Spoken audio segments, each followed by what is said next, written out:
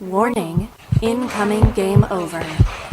Warning, incoming game over. Wow. What is up, everybody? Very late night here, but welcome to Game Over Winnipeg's post-game show of tonight's game between the Winnipeg Jets and the San Jose Sharks. My name is Ty Dilello, and I'm the host here at Game Over Winnipeg. As the Winnipeg Jets pulled out a very gutsy 4-3 win over the Sharks. The game tonight played between two evenly ranked teams. Although one of the teams is a top 5 lottery team, and one's a NHL right now. So a lot to unpack. Kyle Connor got the game scoring opened late midway through the first period. Former Jet Tyler Toffoli tied it up in the second. And then Mark Scheifele got a power play goal for the Jets to go ahead 2-1. The rookie phenom Macklin Celebrini scored to make it 2-2, and then the Sharks kind of came out guns a-blazing in the third. Got a goal from Fabian Zetterlund to go up 3-2. And it really looked like the Jets were going to lose this game. Until I remembered that the Sharks, for as good as this young Sharks team is, which we will be talking about, they've done this a lot this year. You know, they have leads late in the third period and they blow it. They've yet to kind of put together a full 60-minute game. Alexander Forgiev kind of lived up to his name, although I thought he played a really good game. Kyle Connor tied it on the power play with about 8 minutes left, make it 3-3, and then the dagger, Adam Lowry, tipped in a Dylan DeMello point shot with just over a minute left in regulation. As San Jose did that, I think just the game or two ago I saw. So the Jets, they pulled out the 4-3 win. Connor Hellebuck stopped 32 shots. I thought he had a pretty good game for the most part. Before we go into it, do a quick ad read for Hyperdrive Hockey. Check out the flagship show of the Game Over Network on the Game Over Network channel, Hyperdrive Hockey. All things hockey across various leagues in multiple countries, whatever it is and wherever it is. Max, Daphne, and Kev have you covered for all of your hockey news with a steady dose of fun and fan engagement. You can find Hyperdrive Hockey on the Game Over Network YouTube channel or wherever you listen to your favorite podcasts on the Hyperdrive Hockey page or also at thegameovernetwork.com. I'm very happy to see that we got a bit of a live chat right now, which isn't always a norm here on the Game Over Winnipeg page. David W., my main man, says that the Sharks supposedly are bottom feeders. Doesn't seem to be holding water in that game with a 3-2 Sharks lead with just under 11 minutes to go in regulation. Yes, David, I totally agree with that. The Sharks team is definitely not going to be a bottom feeder for very long. They have a lot of depth.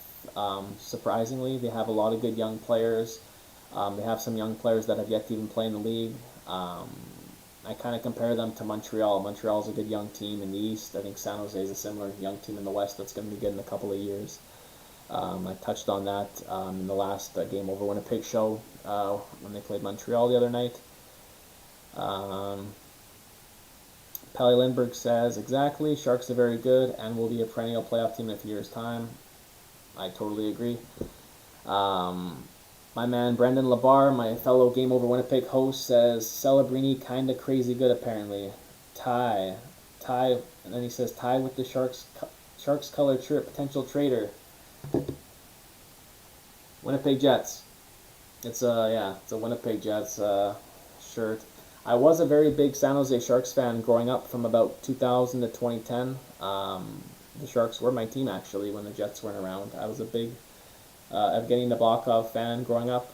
I was a goaltender, kind of emulated him. I have a game-used stick of natties right in front of me that Pretty cool. Fire Shot Basketball says Kyle Connor GOAT for real. Yeah, he played Kyle Connor was fantastic. The way he's really kind of moving with the puck, the way he uses his speed, how shifty he is, that shot, that release. Um, he's been on another level these last couple games, and him and the first line have kind of had to be. They're the only ones scoring any goals, it feels like, or generating any chances. So we were thankful for the Connor, Scheifele, Vilardi trio that we sometimes crap on for their 5-on-5 play. They were excellent tonight. Vilardi had 3 apples. Scheifele got a couple points. Connor with the 2 goals. And then Kay says, can't believe Mark Scheifele stole Patrick Laine's spot. Shaking my head. Okay. You're supposed to, I think, be in bed a while ago. I think the Montreal game ended a few hours ago. I think Mark Scheifele is the one that maybe showed Laine how to score from that spot. Scheifele was Patrick Laine's elder by a few years and kind of maybe showed him the ropes. In Winnipeg, obviously Patrick Laine is doing some amazing things tonight specifically. A hat trick. All on the power play, mind you. We still got to work on that 5-on-5 game, Patty, but he's a power play merchant.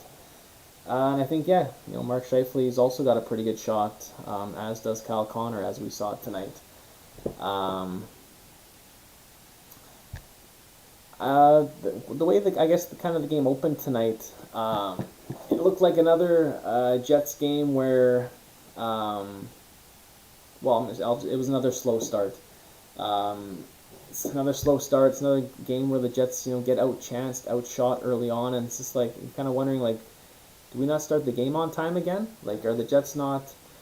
I don't know, for whatever reason, it takes them about 10 minutes into the game for them to get going. They've done that, pretty much every game over the last 3 weeks now. They're very kind of notoriously slow starters. San Jose was quick to get a jump on them, I felt, and then the play kind of evened out. Once Kyle Connor got that 1-0 goal, I think that kind of settled the Jets bench down a little bit. They were able to, just find their game a little bit. But the Sharks didn't, until late in the game, the Sharks didn't let up at all. The Sharks were matching the Jets kind of all night long, and as I said, it felt like a pretty evenly matched game, which isn't good from the Jets' perspective. If I'm saying that it's an even game with San Jose. As I said against Montreal, the other night, I thought Montreal was played excellent too and matched the Jets all night long. So you can tell the Jets aren't at their best game right now. I think that the offense has really dried up aside from the first line. We're kind of seeing the issues, I think, with the Jets' offensive depth. I think we really need Nikolai Ehlers back soon. He was skating today. He warmed up in a contact jersey. So fingers crossed he's in the lineup tomorrow against Anaheim. But I think realistically he'll probably play on the weekend in Minnesota.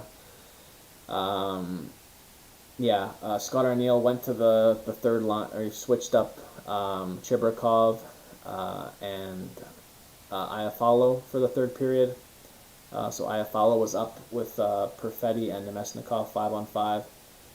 They didn't produce anything. The Lowry, Niederreiter, Appleton line had a pretty quiet night until kind of late in the third period when the Jets were pushing for the tying goal and the winning goal. I didn't really love the Lowry's line game in producing chances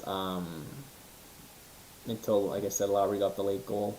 Niederreiter also had a chance in the third period, and Macklin Celebrini was kind of cross-checking him down on the ice, and then Nino kind of gave it back to him on the other side of the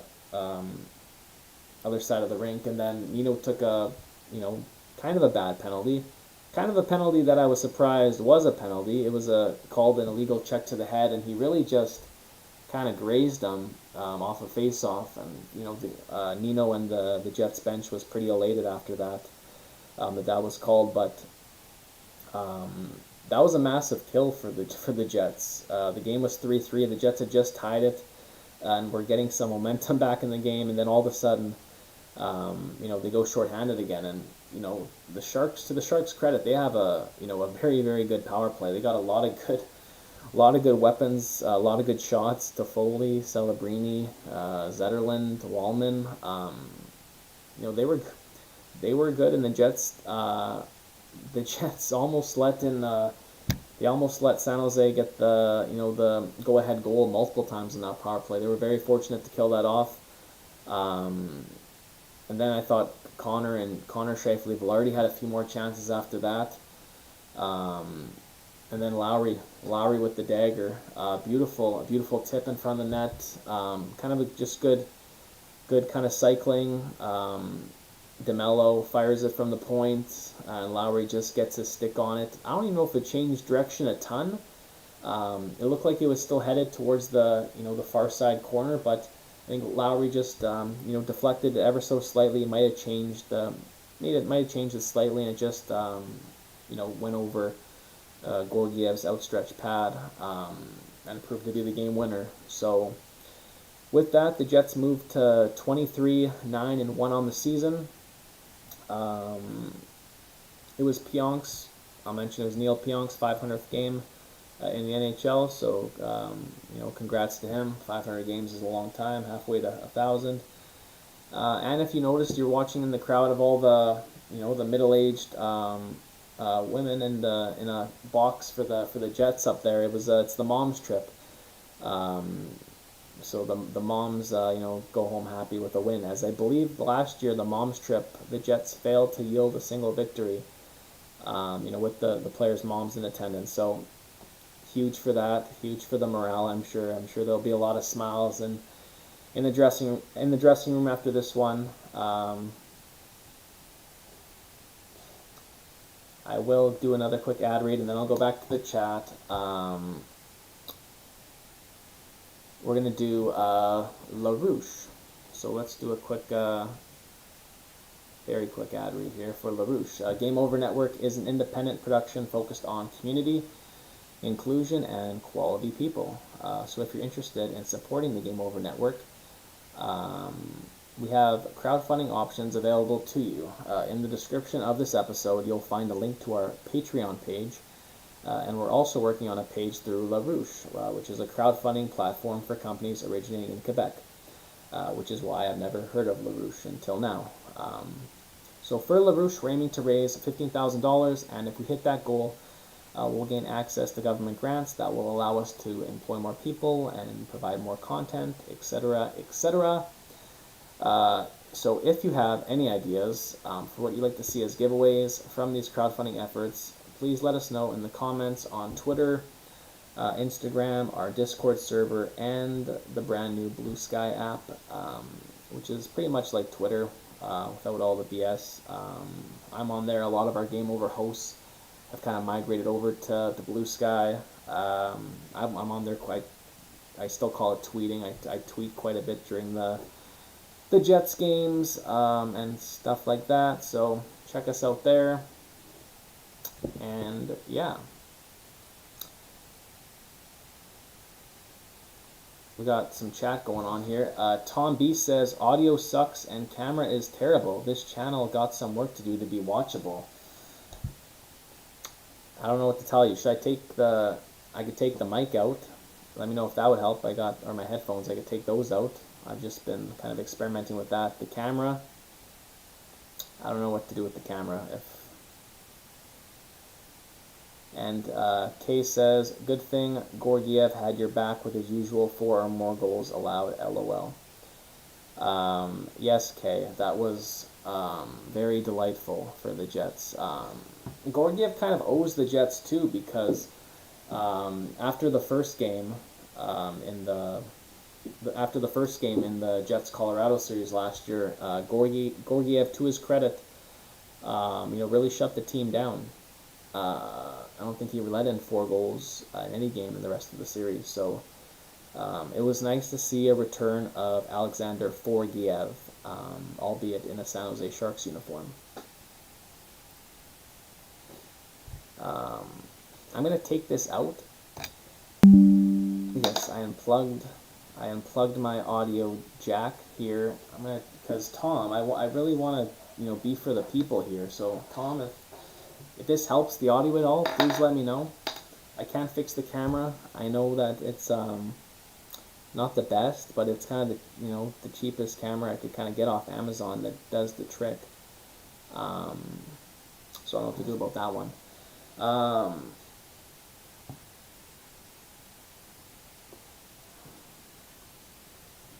Trying to see here.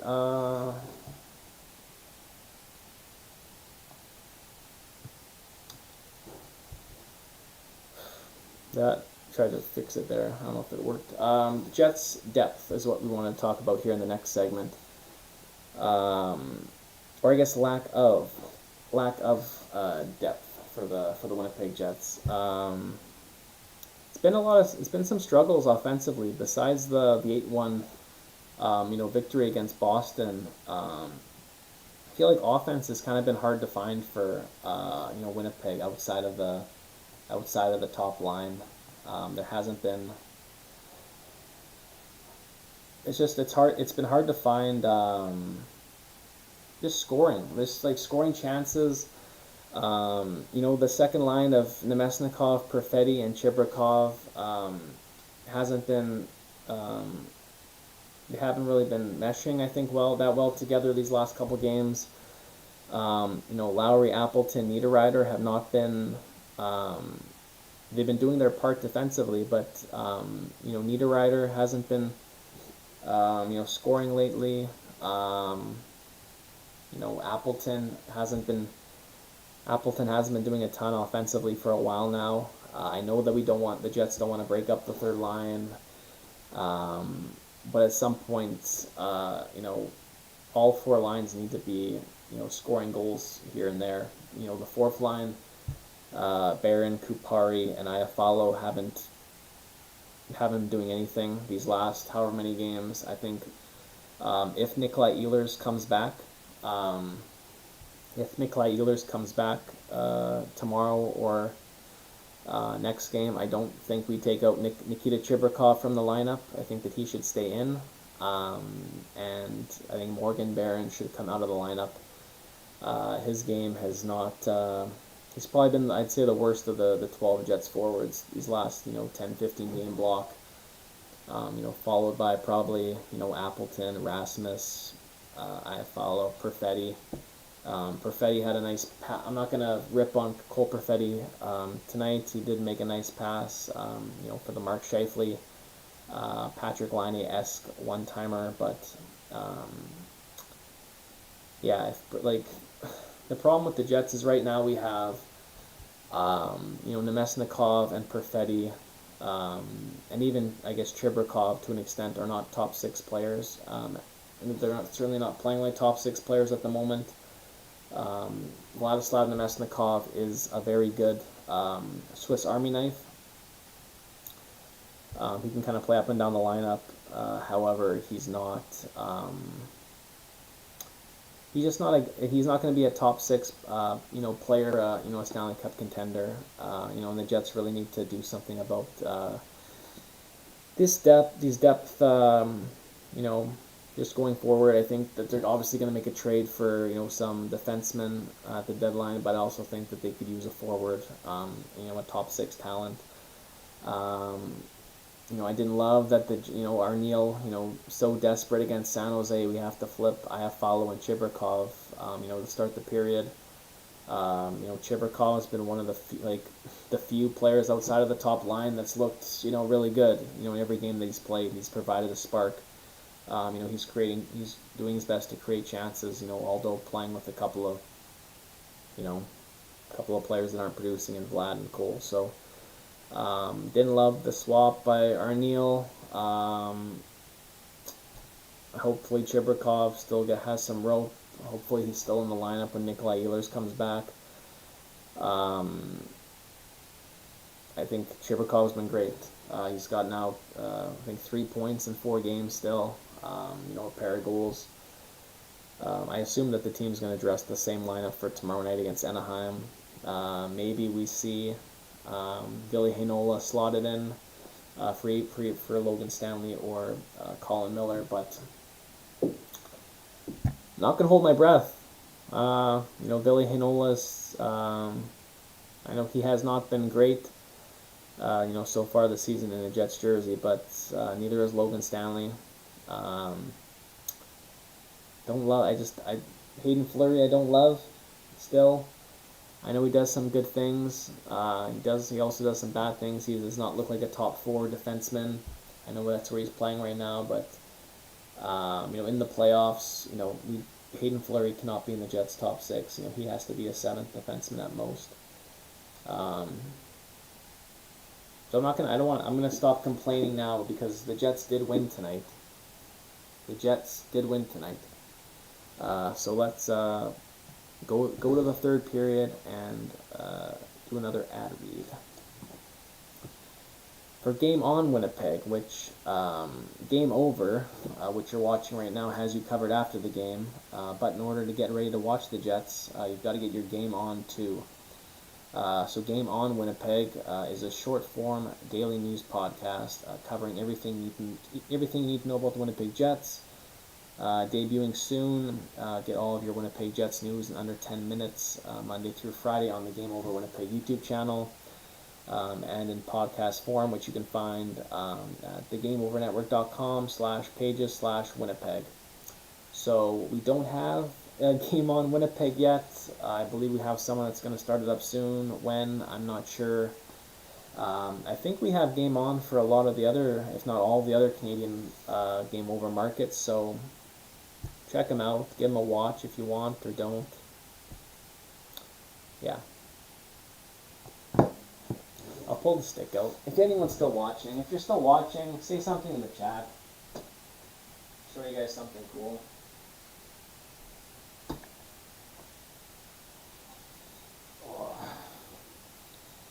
So this is a game use stick from my hockey idol growing up. Not really Canadian of me, but Evgeny Nabokov. You can see that it's signed. I think it's signed twice actually. He signed it here. Then he signed the other side, Team Russia.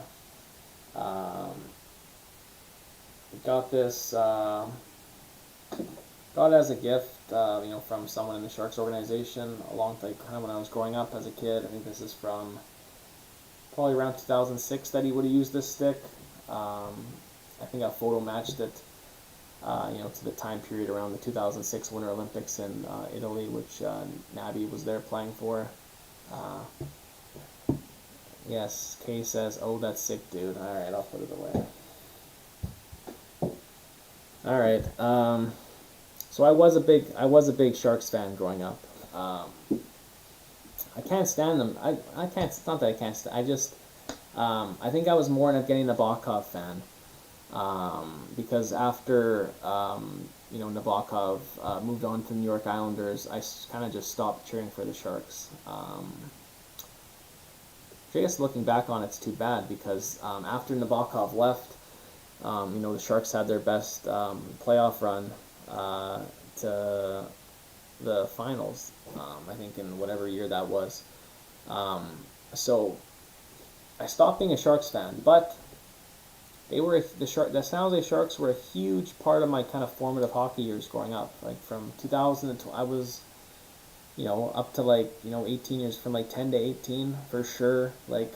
I tried to the Sharks didn't really play on TV here in Winnipeg, so I would find all these really choppy streams on the internet to try to watch these San Jose games out late.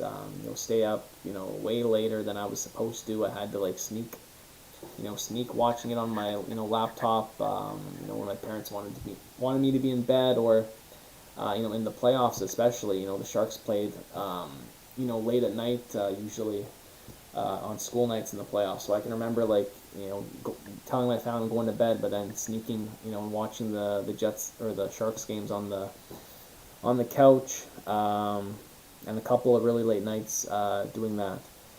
Case says I was being sincere. All right. Yeah. What was I gonna say? I could pull out some other Shark stuff then. Just kidding, I won't. I do really like a lot what I'm seeing from San Jose though. Like I said, Kay, I think I compare the Sharks a lot to Montreal. I think that they have a very similarly skilled top six, young top six. Aside from I guess San Jose has Granlund and Toffoli that are both in their 30s. But besides that, they got this Fabian Zetterlund that's only making $1.5 million a year. William Eklund, who was playing on the third line tonight.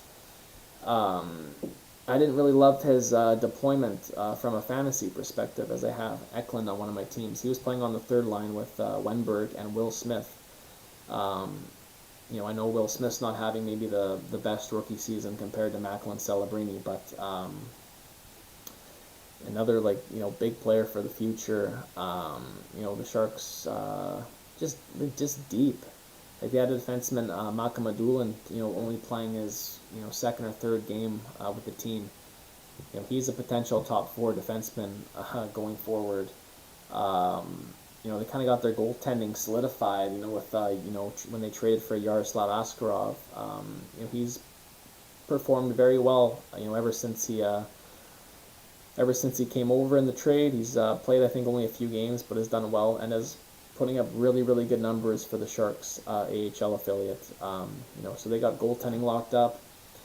They got a top nine kind of solidified. And they still have some young pieces that have yet to make the jump. So I'm not kind of worried about San Jose at all in the long term. I think they're going to be a perennial playoff team in the next three years or so. More than I can say about Buffalo. Buffalo, I'm not going to say a good young team like San Jose. Buffalo is a young team.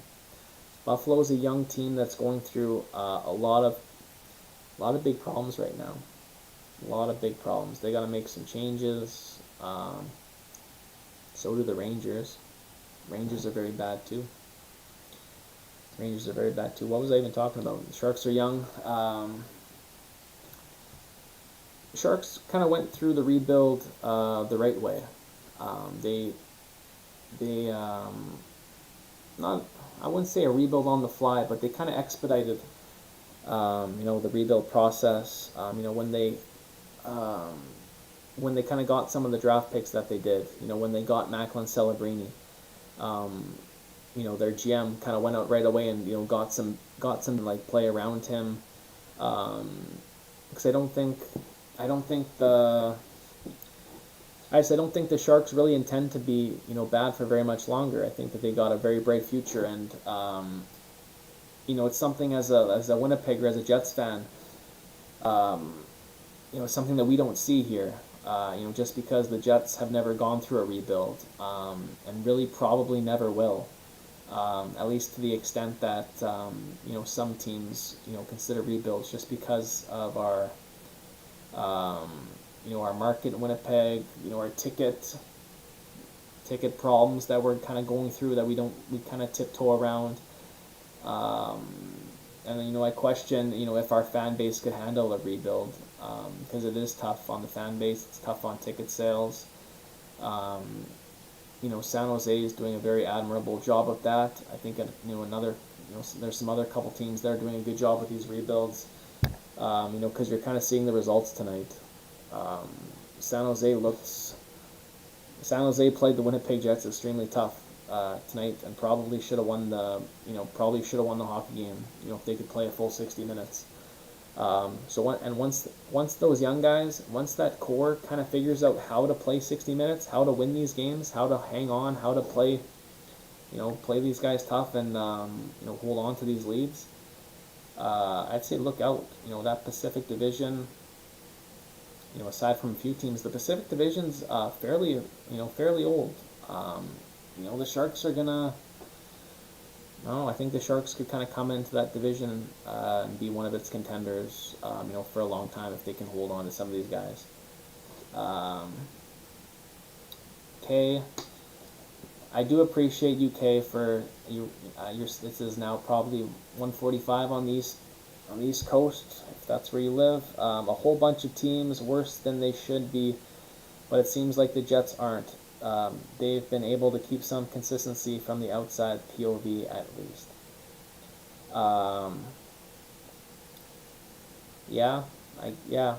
The Jets obviously had a very good start to the year. When they were 15-1 or whatever it was, they did fall back to earth. They fell back to earth, not pretty hard, but they did. And it's kind of about how quickly you kind of come out of that.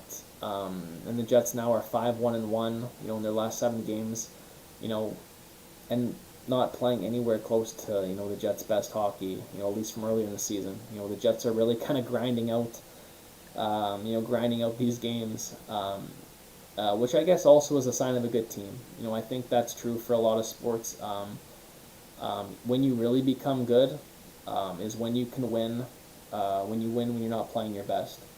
And the Jets have kind of really figured that out, while a lot of other teams haven't. A lot of teams, like Buffalo, the Rangers, whoever else, they can only win hockey games this year. Like Nashville, like when they're playing, stellar hockey, when they're playing like that, when they're putting up one of their best games of the year. And the Jets have always been, you're right, consistent about their baseline game is always good enough to beat the teams lower than them in the standings, it feels like. The Jets rarely lose to, kind of the bottom feeders. And that says a lot because of the parity in the league, where it's a league where anyone can really beat anyone on any night.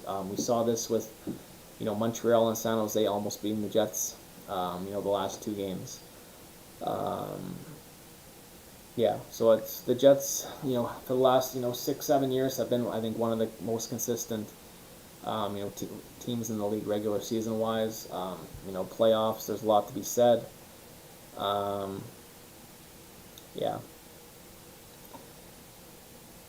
guess I'll do another ad read. I'll put the merch up. I know people are probably sick of seeing my face, so I'll put up the merch on the screen now.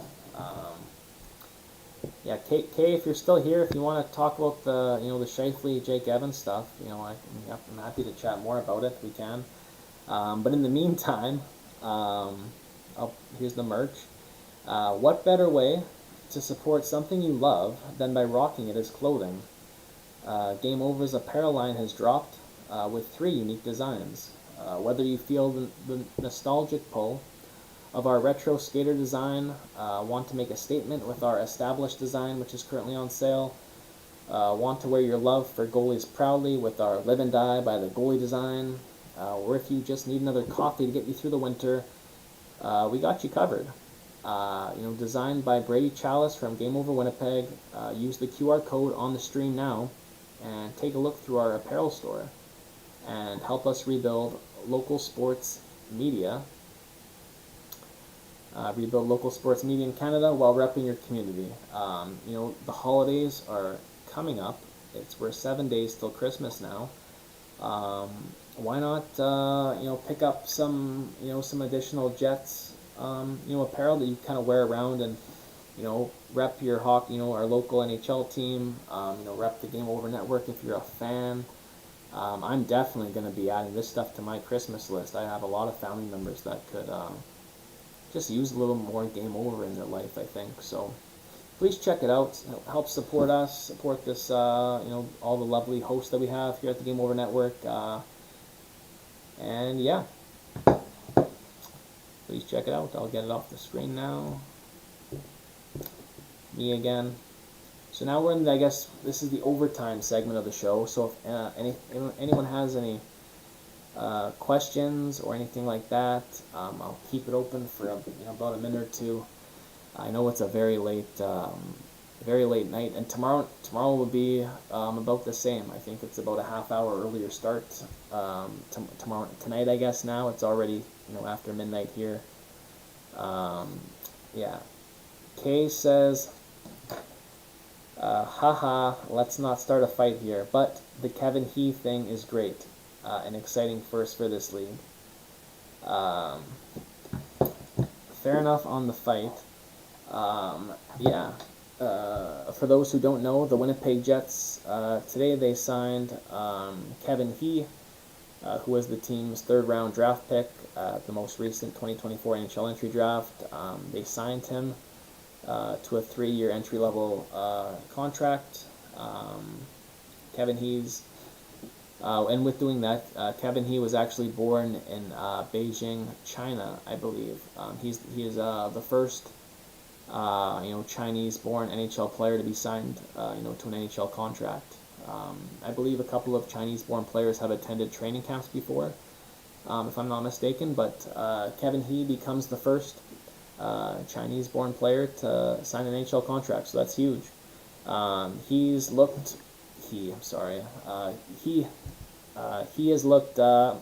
incredible so far in the OHL. He's putting up, I think he has something like 45 points in 20 games. So he's scoring over 2 points a game on average.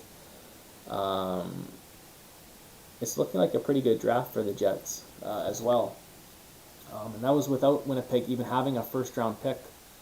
That we traded away, to your Montreal Canadiens, when we acquired Sean Monahan back in January. So the Jets picked up a kind of an offensive defenseman, Alphonse Frey, a Swedish player, early in the second round.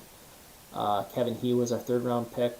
Then we took a Finn, Markus Lopanen, I believe, in the fourth.